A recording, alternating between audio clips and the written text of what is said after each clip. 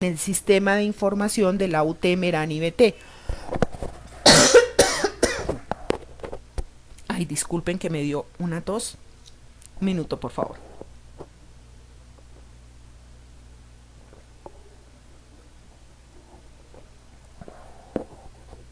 Ya es justamente lo que acabo de hacer, Mayerly. Acabo de tomar un poquito de agua.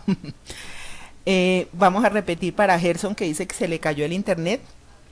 Estábamos diciendo que además de la evaluación diagnóstica, para calificación en el sistema se incluyen 3 evaluaciones procesuales que consisten en responder 3 preguntas que están incluidas en la sección Superamos el desafío, que está al final de todas las unidades de la cartilla, pero para estas evaluaciones procesuales les vamos a decir específicamente cuáles 3 unidades son las que ustedes deben responder esa sección de Superamos el desafío. Les hago una claridad. La sección Superamos el desafío deben responderla para todas las unidades de la cartilla, para todas. Eso forma parte del trabajo que ustedes deben realizar en la capacitación. Pero para calificación formal, para calificación que entre en la nota final del curso, solamente se van a tomar en cuenta 3. Las otras evaluaciones van a ser revisadas por los tutores. Ustedes son de presentación obligatoria. Todos deben enviar su cartilla, perdón, su trabajo de Superamos el desafío de cada unidad al tutor, y el tutor va a retroalimentar cualitativamente ese trabajo que ustedes hacen, pero va a colocar nota cuantitativa a 3 evaluaciones procesuales que ahora, repito, más adelante cuando veamos la agenda en detalle les vamos a decir cuáles son. Entonces tenemos que al momento ustedes deben realizar, hemos hablado de 2 actividades que ustedes deben realizar evaluativas dentro del curso: la evaluación diagnóstica, una, y las 3 evaluaciones procesuales. Bien, seguimos a la diapositiva siguiente y vemos que esas evaluaciones procesuales, aquí lo que estamos indicando es cuáles son los criterios con los cuales el tutor va a calificar esas evaluaciones procesuales que ustedes envíen. Y en general yo creo que todas las respuestas a los ejercicios tendrían estos mismos criterios de calificación. Son 3.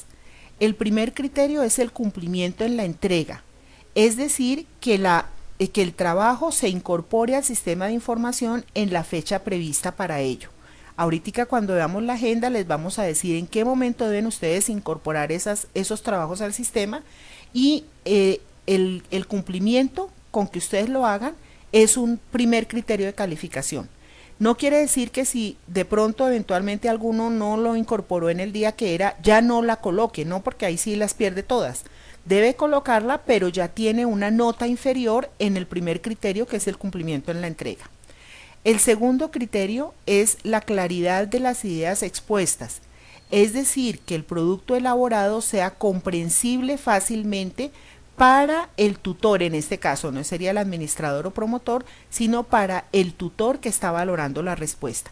A veces ustedes, quienes de ustedes hayan sido maestros, que seguramente son muchos los que, sobre todo los administradores que a su vez son docentes en instituciones educativas, sabrán que a veces uno lee unos trabajos que dice, pero bueno, ¿qué era lo que me querían decir aquí? Al cabo de las 500 no entiendo qué era lo que la persona quería decir.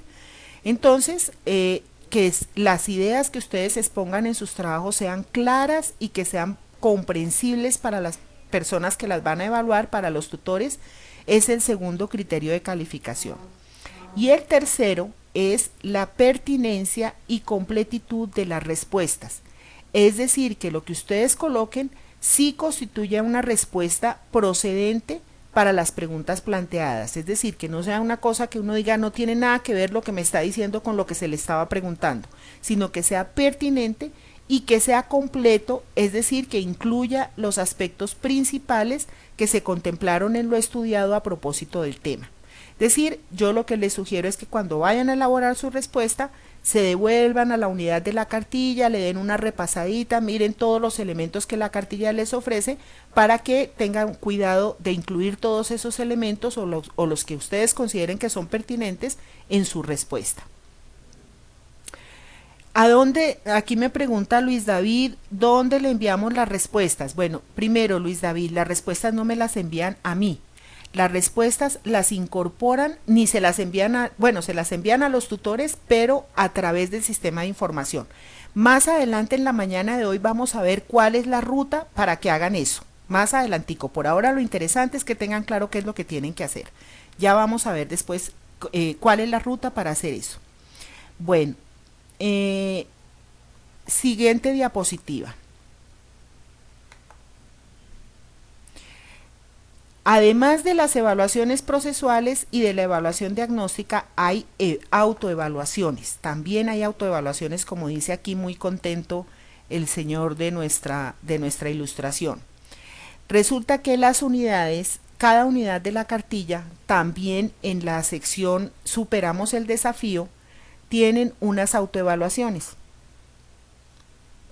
¿En qué consisten? Consisten en que al principio de la unidad se formulan los propósitos. Al comienzo de la unidad siempre hay una partecita que se llama, creo que cuál es el desafío o algo así. Sí, cuál es el desafío me parece. Bueno, ya lo vamos a ver más adelantico. Al comienzo de la unidad se formulan los propósitos que están previstos para esa unidad. ¿Qué es lo que esperamos que ustedes como cursantes de esa cartilla logren al final de la unidad? Ustedes lo saben desde el comienzo porque saber cuál es el propósito orienta mucho el ejercicio de estudio que ustedes hagan, no los deben perder de vista. Lo que se espera que comprenda yo es esto, esto y esto, o que aprenda a hacer esto, esto y esto. Entonces ustedes tienen presentes esos propósitos y después de que han estudiado la unidad, al final, cuando llegan a la sección Superamos el desafío, lo último que aparece en todas las unidades es un cuadrito donde están escritos los 3 propósitos que se formularon al comienzo de cada unidad y hay unos números de 1 a 3 donde les pedimos que ustedes indiquen qué tanto consideran que lograron cada uno de los propósitos. Si alguien considera que no logró definitivamente un propósito, debe colocar 1, debe marcar en la celdita del 1. Pero si alguien considera que logró a satisfacción el propósito que está escrito ahí, pues debe marcar en la celda del 3. Y quien considere que lo logró a medias, que no está satisfecho del todo con su logro, pero que tampoco puede decir que no logró nada, sino que llegó como a un nivel medio en su logro, pues naturalmente marcaría en la celda del 2. Esas autoevaluaciones también están todas montadas en el sistema de información. Hay una para cada unidad de la cartilla, es decir, que cada vez que ustedes estudian una unidad, al terminar deben ingresar al sistema de información. Ahora les vamos a explicar más adelante cuál es la ruta para hacer eso. Entonces ustedes ingresan al sistema de información y ahí llaman la evaluación de la unidad que acabaron de estudiar, de la unidad 1 o de la unidad 2 o de la unidad 8, en fin, de la unidad que acaben de estudiar, y ahí dentro del sistema marcan si lograron con 1, con 2 o con 3 cada uno de los propósitos de la cartilla. Esas son las autoevaluaciones. Es muy importante que las hagan todas, que las realicen todas, porque esas autoevaluaciones también tienen un peso en la calificación final del curso, como lo vamos a ver ahora más adelante. Sí, Luis Guillermo, es una escala de 1 a 3, en donde 1 quiere decir que no lograste el propósito y 3 quiere decir que lo lograste a satisfacción.